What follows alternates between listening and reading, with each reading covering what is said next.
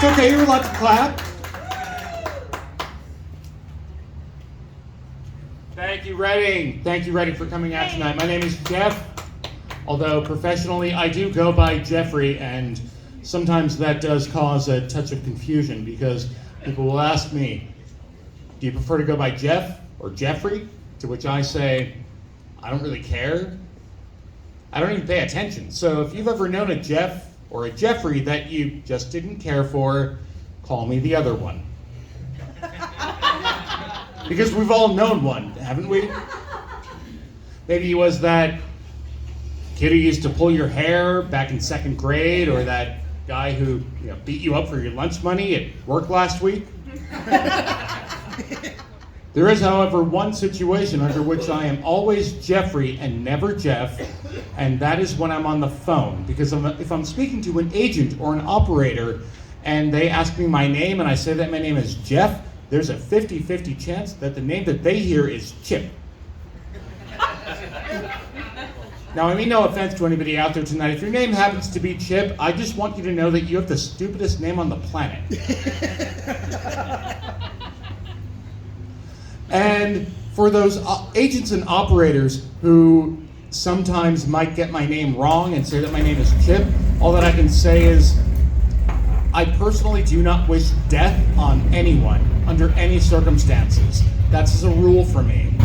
However, I would personally appreciate it that when your time does come, if you could suffer, because that would really help me out psychologically. Now, this is what I look like. Sorry about that. It's entirely my parents' fault because, as I'm positive that you can tell, my father is clearly English and my mother is the comedian Carrot Top. When I was younger in my teen years, I did not know what to do with this ridiculous hair that I have. I didn't know what to do with it, how to style it, how to get it cut or anything like that, so I just ignored it. I left it alone, I let it grow out. Before long, I ended up with these long, luxurious, curling locks. You can imagine it, right? No?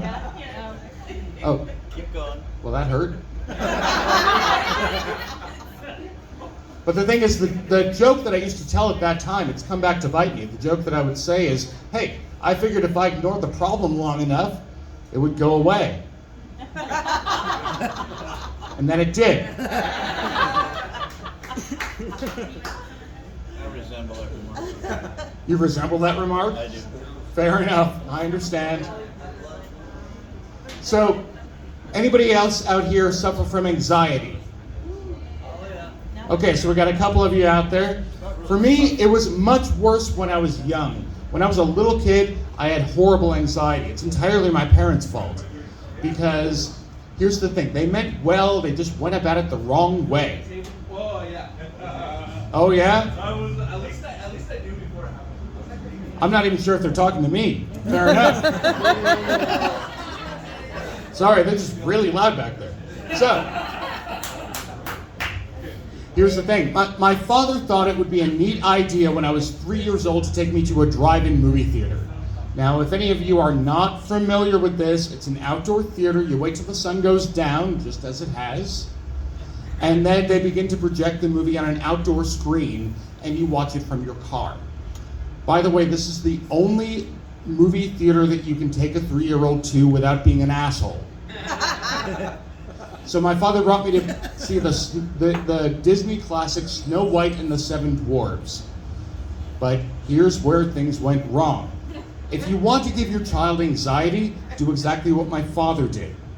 Show them Snow White and the Seven Dwarfs, and right at the moment where Snow White takes a bite from the apple and falls down dead, turn the movie off. Put your kid to bed.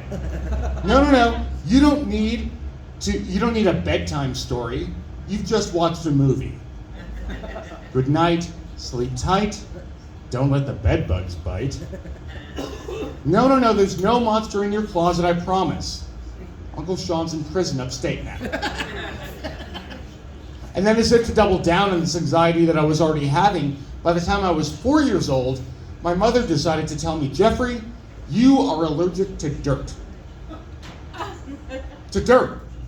Two problems with this. Number one,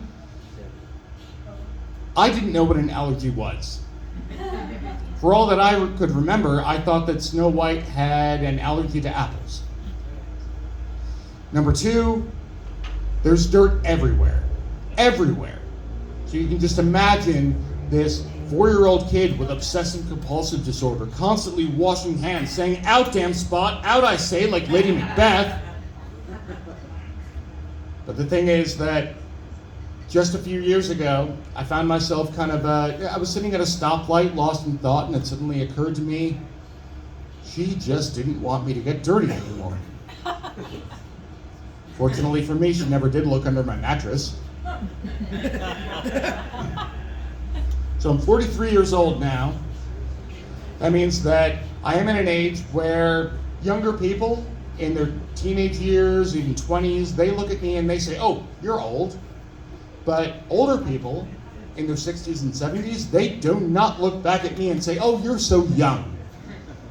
There's only one circumstance under which I will ever be called young again, and that is in my obituary, assuming I die soon.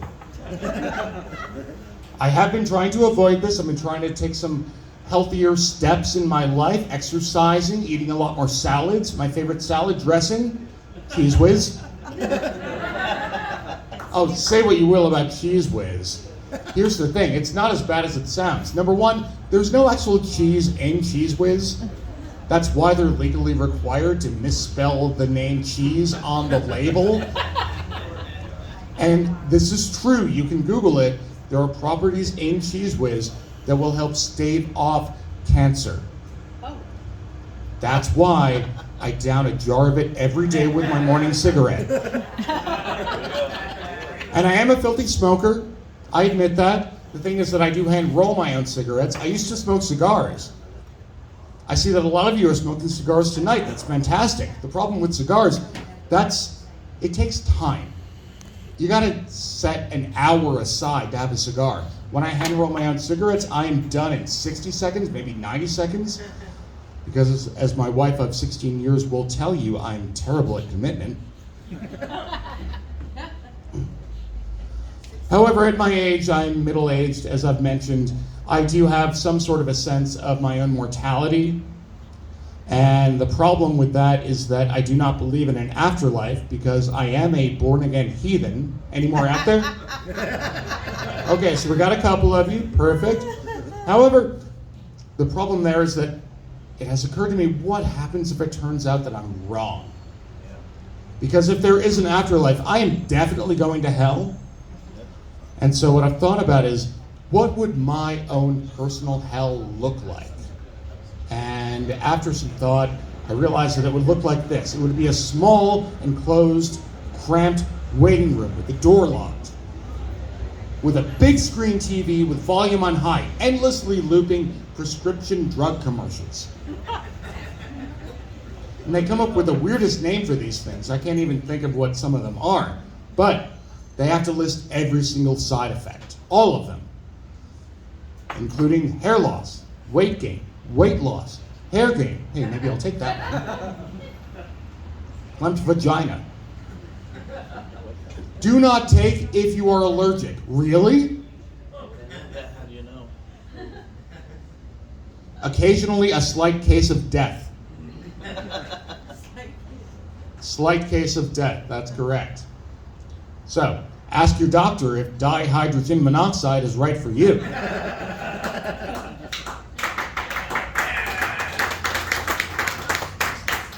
Apparently, many of us are familiar that dihydrogen monoxide is water. Every once in a while, when people get to know me, they tell me that I have a tendency to come off as overtly abrasive. That's the term that they use, overtly abrasive. To which I say, I have no idea what you're talking about.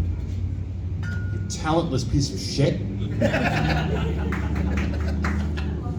When I was in ninth grade, the big thing that was going on with all the girls at the time was that they wanted to have these enormous bangs over their heads.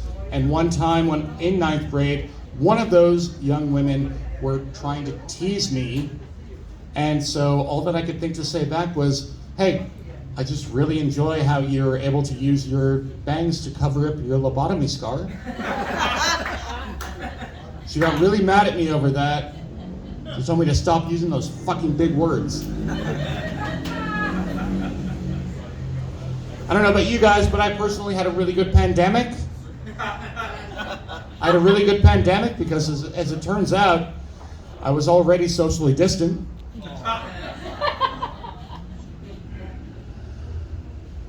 My wife has been on my case a lot lately because she says that I've been drinking too much.